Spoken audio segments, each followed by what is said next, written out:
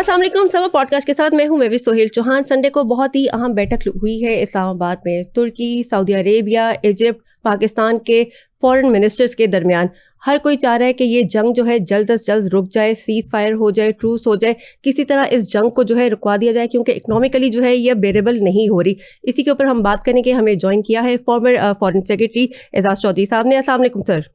जी बहुत शुक्रिया sir, podcast का मैं स्टार्ट करूंगी आप ही की बुक की एक कोट से करूंगी कि in a fragmented world agility in diplomacy is as important as consistency in principle. तो सर, आपकी नज़र में पाकिस्तान ने ऐसा क्या किया है कि पूरी दुनिया की नज़र जो है वो पाकिस्तान पर है, सेंटर ऑफ अटेंशन जो है वो पाकिस्तान बन चुका है, और पाकिस्तान को देखा जा रहा है कि पाकिस्तान की डिप्लोमेसी को स्पेशली जो है एज अ डिप्लोमेटिक कू के तौर पर जो है वो देखा जा रहा है।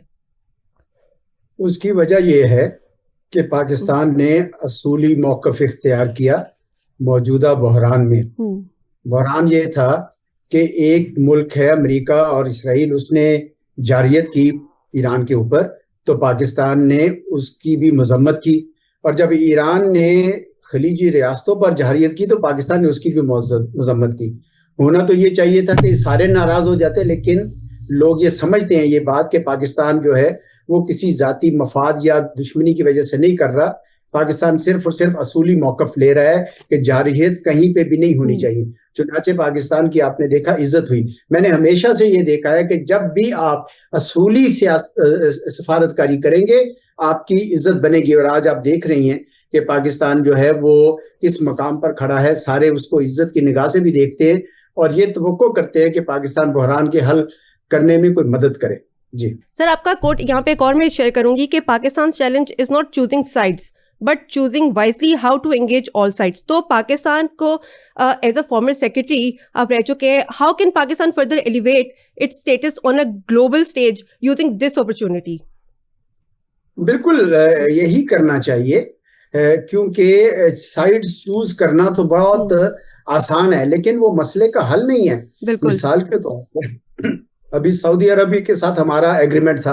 अब बहुत सारे लोगों ने एकदम से कहना शुरू कर दिया भाई पाकिस्तान को तो अब सऊदी अरब के अंदर फौज भेजनी होगी, जबकि मेरे जैसे लोग ये बता रहे थे कि भाई उससे सऊदी अरब का तो मसला हल नहीं होगा, वो तो जंग के शोले और भड़क उठेंगे।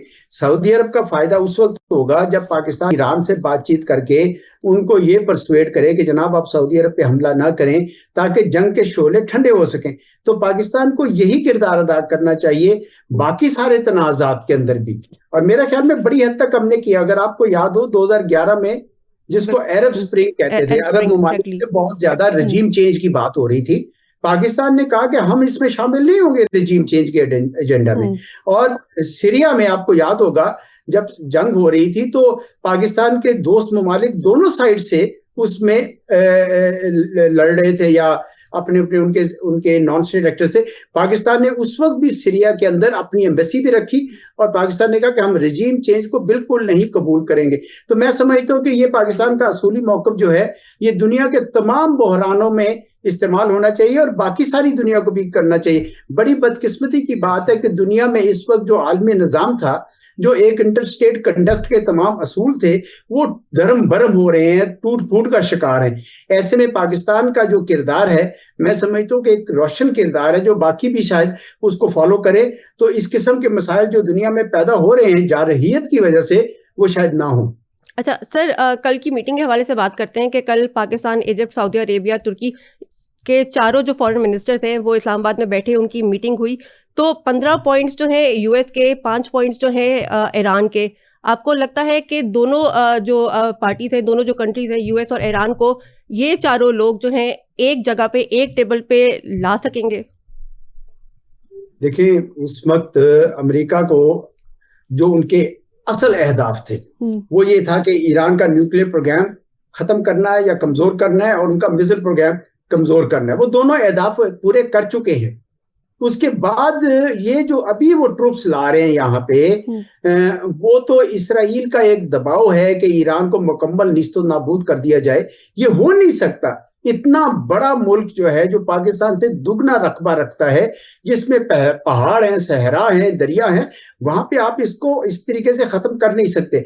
चुनांचे अमेरिका को ये कहना चाहिए पाकिस्तान, इन चारों मुल्कों को, कि देखिए अब मौका है, इस वक्त अगर आप अपने अहदाफ पूरे कर चुके हैं, मेज पर आइए। इसी तरीके से ईरान से भी कहना है कि भाई आप खलीजी रियासतों के अंदर ना बीच में आप शामिल हो जाए जंग में।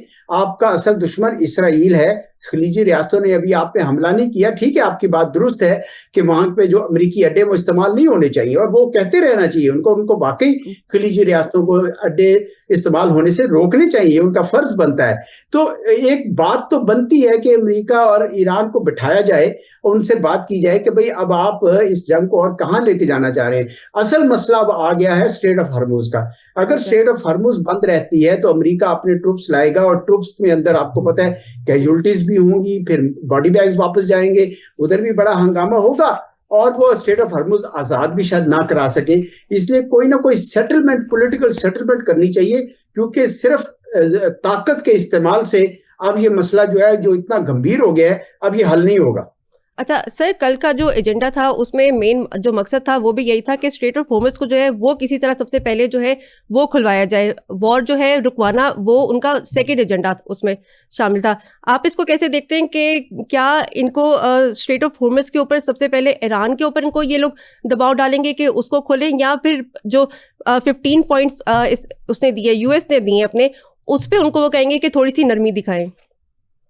अमेरिका के 15 पॉइंट्स, ईरान के 5 पॉइंट्स, दोनों में बहुत बड़ा गैप है, और वो गैप इतने आराम से नहीं होगा। सर, अल अरेबिया ने अभी खबर भी दी है कि Iran says most proposals have been unrealistic. ये उनके जो फॉरेन मिनिस्टर है, ये उनका उन्होंने कोट दिया है, बल्कि उन्होंने उनको मुस्तरद कर दिया हुआ है। क्योंकि देखिए अमेरिका क्या कह रहा है, अमेरिका ये कह रहा है कि भाई आप अपना मिसाइल प्रोग्राम, अपना न्यूक्लियर प्रोग्राम, आप सब कुछ खत्म करें, स्टेट ऑफ हॉर्मुज को वो छोड़ दें। और ईरान कह रहा है कि जनाब आप इस इलाके में अपने अड्डों से निकल जाएं और आप जो है ये जंग बंद कर दें। दोनों में बहुत गैप है। इसलिए मैंने कहा कि अभी एकदम से ये तवक्को करनी कि ये जंग रुक जाएगी आसान नहीं होगा। ये चार मुमालिक आए हैं, बहुत खुशाइंद बात है, क्योंकि एटलीस्ट कम से कम हम बातचीत शुरू कर रहे हैं। और ये चारों मुमालिक वो हैं जिनके ताल्लुकात हैं अमेरिका के साथ भी, ईरान के साथ भी, खलीजी रियासतों के साथ भी। इनमें से दो के ताल्लुकात तो इसराइल के साथ भी हैं। अब इनका काम ये होना चाहिए कि सबसे पहले जंग बंदी कराएं। देखिए मैं नहीं समझता कि स्टेट ऑफ हॉर्मुज जो सबसे पहला पॉइंट होगा, मैं नहीं समझता कि ईरान ये बात मानेगा कि जी अब मैं स्टेट ऑफ हॉर्मुज खत्म कर दूं और उसको यानी आजाद छोड़ दूं। क्योंकि ईरान को तो इस वक्त जो जंग हो रही है, 80-90 हजार उस पर स्ट्राइक्स हो चुकी हैं, उनके अस्पताल, उनकी यूनिवर्सिटियां, वो सब तबाह हो रहे हैं, वो कैसे मानेगा। इसलिए मेरे तो ख्याल में ये चारों मुमालिक यकीनन इस बात पर गौर कर रहे होंगे कि सारी पार्टी से बात करके सीज फायर को एक्सटेंड किया जाए, और तब अगला जो एक बड़ी सेटलमेंट होगी उसमें स्टेट ऑफ हॉर्मुज आएगा। सर, आपने सीज फायर की बात की तो मैं यहाँ पे उसका भी जिक्र करूंगी कि जिस तरह ऑपरेशन सिंदूर जो था वो इंडिया ने अपनी तरफ से पॉज किया, अगर वो कहते हैं वो किसी भी टाइम पे जो है वो इसको रिज्यूम कर देंगे। आपको लगता है कि ट्रम्प जो है वो भी इसी तरह का कोई जो है ऑप्शन सामने लेकर आएंगे कि फॉर द टाइम बिंग वो इसको जो है पॉज कर दें, लेकिन कभी भी वो ये अपना डर बना के रखें कि हम कभी भी ईरान के ऊपर जो है वो अटैक कर सकते हैं दोबारा? अमेरिका के अंदर बहुत दबाव बढ़ रहा है। एक तो खलीजी रियासतों का दबाव है कि जंग बंद करें, दूसरा उनके अपने अंदर बहुत आवाजें उठ रही हैं कि अब आप ये अमेरिका इसराइल की जंग क्यों लड़ रहे हैं। तो अमेरिका मुमकिन है कि इस किस्म की जो आपने बात कही है वो बात करे, मुमकिन है इस नहज पे चले। लेकिन इसराइल की क्या जमानत है? वो तो चाहता है कि जंग भड़के, बल्कि वो ये चाहता है कि खलीजी रियासतों और ईरान के दरमियान इतनी घमसान की जंग हो कि ये दोनों एक दूसरे को खत्म कर दें, ताकि उसका इस ग्रेटर इजराइल का ख्वाब पूरा हो जाए। तो इसराइल को कौन रोकेगा? चुनाचे जो भी सेटलमेंट होगी उसमें अमेरिका को ये कहना होगा कि जब आप सीज फायर करें तो आपने इसराइल को भी आपने पाबंद करना है, क्योंकि इसराइल पे सिर्फ अमेरिका का ही असर है और किसी का नहीं है। तो ये मेरे ख्याल में उसका हिस्सा बनेगा, तब बात आगे चलेगी। एग्जैक्टली क्योंकि अभी जो निगोशिएशंस चल रही हैं उनमें यूएस की तरफ से देखा जा रहा है कि इतनी ज़्यादा जो है वो बम्बार्डमेंट नहीं हो रही जितनी इजराइल जो है वो कर रहे हैं। तो ऐसे में आपको लगता है कि ईरान जो है वो ट्रस्ट करके इन टॉक्स को फर्दर आगे जो है वो बढ़ाएगा? ईरान उस वक्त तक नई बात आगे बढ़ाएगा जब तक अमेरिकी खुद भी और इसराइल को भी सीज फायर पे आमादा नहीं करती। मेरा अपना असेसमेंट ये है। देखिए उन्होंने अभी तक ये जंग लड़ी है ना जी, अभी तक आज 5वें हफ्ते में बैठे हैं, वो जंग लड़ रहे हैं, अभी भी लड़ रहे हैं, और कहते हैं कि भाई उनके पास जो मिसाइल और ड्रोन्स का जखीरा भी मौजूद है, और हम ये भी देख रहे हैं कि उनको रूस और चीन की मदद भी हासिल है। तो मुझे ये बताइए कि ऐसे में फिर ईरान क्यों जंग रोकेगा? वो कहेगा कि पहले भाई सेटलमेंट करो, कोई फैसला करो, इसीलिए वो स्टेट ऑफ हॉर्मुज़ भी नहीं छोड़ रहा। तो अब काफी कॉम्प्लिकेटेड हो गया मामला। अमेरिका ताकत के इस्तेमाल का, उसने देख लिया कि ताकत के इस्तेमाल की एक हद है, उससे ज्यादा उसका फायदा होता नहीं है। तो बातचीत को इतनी आसान नहीं होगी सारी पार्टीज को राजी करना, खुसूसन इसराइल जो एक स्पॉइलर है, जो जो बिल्कुल नहीं चाहेगा कि किसी किस्म का एग्रीमेंट हो। उसने बड़ी कमाल होशियारी के साथ डोनाल्ड ट्रंप साहब को ये जंग में ले आया, वरना उससे पहले जितनी बार भी इसराइल ने कोशिश की अमेरिका को कि वो जंग में आए, किसी सदर ने नहीं माना। ये डोनाल्ड ट्रंप भी थे जो उनके जाल में आ गए और उन्होंने ये जंग शुरू कर दी। अब जब जंग शुरू कर चुके हैं तो अब डोनाल्ड ट्रंप साहब को भी समझ नहीं आ रही कि हम कैसे खत्म करें। उनका ख्याल है कि अगर मैंने जंग यूं खत्म कर दी तो फिर तो मेरे मिड टर्म इलेक्शंस में नाकाम हो जाएगी, हम वहां तो इसकी उसको शिकस्त से ताबीर किया जाएगा। जबकि ईरान कहेगा देखे मैं तो वहीं खड़ा हूं, हुकूमत भी वहीं खड़ी है, वो इसको अपनी फतह से ताबीर करेंगे। तो इसराइल बिल्कुल ये मंजर नहीं देखना चाहेगा, इसलिए इसराइल की पूरी कोशिश होगी कि अमेरिका भी जंग जारी रखे, बल्कि खलीजी रियासतें भी जंग में शरीक हों। अच्छा सर, पेंटागन जो है ना वो एक फाइनल ब्लो की बात कर रहा है कि अमेरिका जो है एक फाइनल ब्लो करेगा और फिर वहां से निकल जाएगा अपनी फतह का ऐलान करके। ट्रम्प जो है वो भी ईरान को जो है वो पुश कर रहे हैं, फोर्स कर रहे हैं कि वो जो है माने कि हाँ वो हार गए और यूएस जो है वो जीत गया है। तो इस हवाले से आप इस चीज़ को सबको कैसे देखते हैं कि ट्रम्प ने इस जो 1 महीने की जो ये पूरी अभी तक जंग रही है उसमें ट्रम्प ने क्या खोया क्या पाया, ईरान ने जो है क्या खोया और क्या पाया? देखें, खोया तो सबने है जी, किसी ने कुछ नहीं पाया, सबने खोया है। दुनिया के इक्तिसाद ने भी खोया है, खलीजी रियासतों ने भी खोया है, अमेरिका ने भी खोया है और ईरान ने भी खोया है। और बल्कि इसराइल के अंदर भी ईरान के जो मिसाइल हैं वो उनके आयरन डोम को चीर कर उनके शहरों पर गिर रहे हैं। तो इसराइल की भी कोई उस तरह फायदा तो नहीं हुआ। लेकिन ये जरूर है कि ईरान जो है वो वहीं पे अपनी जगह पे खड़ा है, ना उसकी हुकूमत गिरी, ना उसके मिसाइल का प्रोग्राम खत्म हुआ, बल्कि अब तो एटॉमिक प्रोग्राम के बारे में भी हम सुन रहे हैं, ये शुनीद है वहां बातचीत चल रही है कि हम एनपीटी से छोड़ दें। तो गोया ईरान अपने आप को ये समझेगा कि अगर आज जंग बंद होती है वो अपने आप को फतह समझेगा, क्योंकि स्टेटस को होगा। और असल मसला तो फिर भी हल नहीं होगा। असल मसला है क्या? असल मसला ये है कि फलस्तीन का मसला हल नहीं होने दे रहे और इसराइल जो है वो एक बालादस्त कुव्वत, एक हेजमॉन के तौर पर एक ग्रेटर इसराइल बनाना चाहता है। असल मसला ये है। तो खलीजी रियासतों को भी ये देखना चाहिए कि उनका असल दुश्मन कौन है।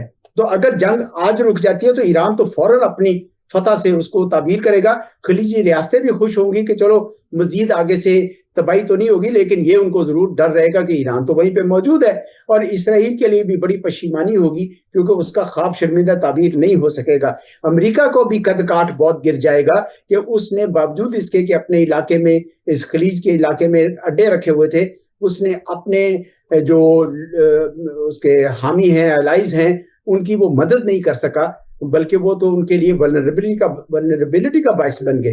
तो चुनाचे मैं समझता हूँ कि सारे ममालिक खोएंगे, लेकिन अगर आज सीज फायर हो जाए तो ईरान शायद जो है इसमें सबसे ज्यादा कामयाब होकर निकलेगा। अच्छा सर, इन स्टेप में चलने के लिए पाकिस्तान की डिप्लोमेसी को आप कैसे देख रहे हैं कि किस तरह उनको अपना किरदार जो है वो निभाना चाहिए? पाकिस्तान की सफारतकारी इस वक्त एक अपने अरूज पर है, बहुत उम्दा सफारतकारी की है और पाकिस्तान ने वही किया जो पाकिस्तान को करना चाहिए था।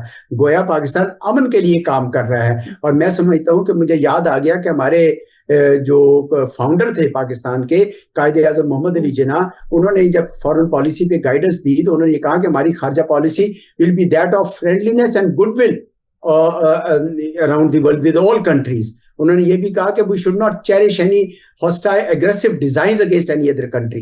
उन्होंने कहा कि आप मामलात को जंग की बजाय बातचीत से और अक़वाम मुत्तहिदा के असूलों के तहत करें। मैं समझता हूँ कि पाकिस्तान आज जो सफारतकारी कर रहा है वो हमारे कायद की हदायत के ऐन मुताबिक है। अच्छा सर, बहुत से मीडिया चैनल्स पे हम देख रहे हैं कि वो कह रहे हैं कि पाकिस्तान जो है वो एक मीडिएटर का रोल जो है वो प्ले कर रहा है, और कुछ सोशल मीडिया पे ये भी देख रहे हैं कि वो कह रहे हैं कि फैसिलिटेटर का रोल जो है वो प्ले कर रहा है। तो कीपिंग ईरान जो है ट्रस्ट इशू इन माइंड, आपको लगता है कि पाकिस्तान एज अ गारंटर का रोल जो है वो प्ले कर सकता है? पाकिस्तान ना गारंटर का रोल प्ले कर रहा है, ना मीडिएटर का रोल प्ले कर रहा है। पाकिस्तान सिर्फ फैसिलिटेट कर रहा है। ये पार्टीज का आगे से बात है कि अगर पार्टीज आपस में बैठती हैं, बातचीत करती हैं, और अगर वो पाकिस्तान को या किसी भी को ये हक देती हैं कि जनाब आप मीडिएट करें हमारे दरमियान, कोई अपनी तजावीज दे, तो पाकिस्तान को यकीनन ये करना होगा। लेकिन इस वक्त तो कम से कम पाकिस्तान का जो मैं रोल देख रहा हूं वो सिर्फ और सिर्फ सहूलतकारी का है, फैसिलिटेशन का है। अच्छा, ठीक हो गया सर। आपका एक लंबा अरसा जो है वो डिप्लोमेसी में गुजरा है इंडिया के साथ। अगर हम बात करें कि आजकल इंडिया में जितनी उनको मिर्चें लग रही हैं इस चीज़ से, जितनी उनको आग लगी हुई है कि पाकिस्तान को कैसे ये रोल मिल गया कि वो जो है फैसिलिटेटर का रोल जो है प्ले करे, हमें नहीं मिला, इस चीज़ को आप कैसे देखते हैं? और हाल ही में जो जयशंकर ने, जो उनके फॉरेन अफेयर्स के मिनिस्टर हैं, उनके भी जो रिमार्क सामने आए, इस चीज़ को आप कैसे देखते हैं? मेरे लिए बड़ी हैरत के बायस थे वो जो जुमले उन्होंने अदा किए। वो मैं बोल भी नहीं सकती यहाँ पे। जी जी, बिल्कुल सही कह रही हैं आप। तो उन्होंने अच्छा काम नहीं किया। इतने तजर्बाकार होने के बावजूद अगर वो ये कह रहे हैं कि जनाब पाकिस्तान जो अमन की कोशिश कर रहा है, ये अमन की कोशिश नहीं है, ये दलाली है, तो ये बहुत ही नाजेबा लफ्ज उन्होंने इस्तेमाल किया है। अगर ऐसा ही है तो कल फिर जब पाकिस्तान और भारत के दरमियान जंग हो रही थी और सदर ट्रंप ने वो जंग रुकवाई थी, तो क्या वो दलाल हैं? और अगर हम माजी में चले जाएं तो जब 1965 की जंग के बाद पाकिस्तान और भारत के दरमियान जंग रुकवाई, उस वक्त के रूस के सदर, जो सोवियत यूनियन के सदर कोसीगन है, क्या वो दलाल थे?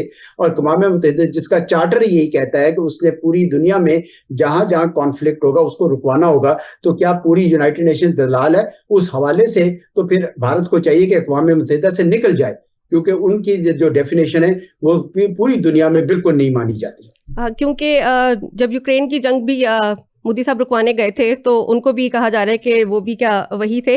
सर, आपकी नज़र में ऑपरेशन सिंदूर के बाद बीजेपी के हुकूमत जो है वो लोकल ऑडियंस को अपीज करने में जो है वो लगी हुई है काफ़ी, जो हम देखते हैं।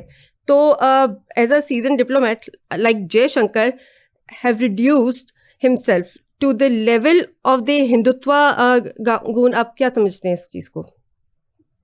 जी, बात आपकी सही है कि भारत ने अपने पत्ते बड़े गलत खेले हैं।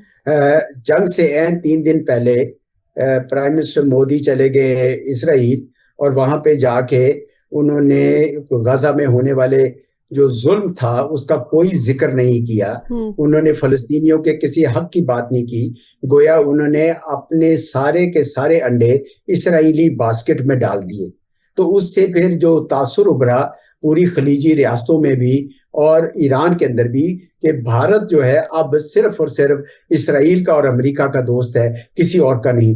और इससे भारत की जो खारजा पॉलिसी चॉइसेस थी वो बड़ी कम हुई। अब वो कोशिश कर रहे हैं कि हम किसी तरीके से रूस के साथ अपने ताल्लुकात को दोबारा बहाल करें, और चीन के साथ भी उनके मामला जो है वो इतने सही नहीं चल रहे हैं। तो मैं समझता हूँ कि भारत ने बिलअमूम, बीजेपी की हुकूमत ने अपनी खारजा पॉलिसी को बहुत सही अंदाज में नहीं चलाई। सर, मुझे लगता है बीजेपी के जो पहले पीएम थे अटल बिहारी वाजपेयी, उनका एक कोट था कि quiet diplomacy is far more effective than public posturing. वो शायद ये चीज भूल गए।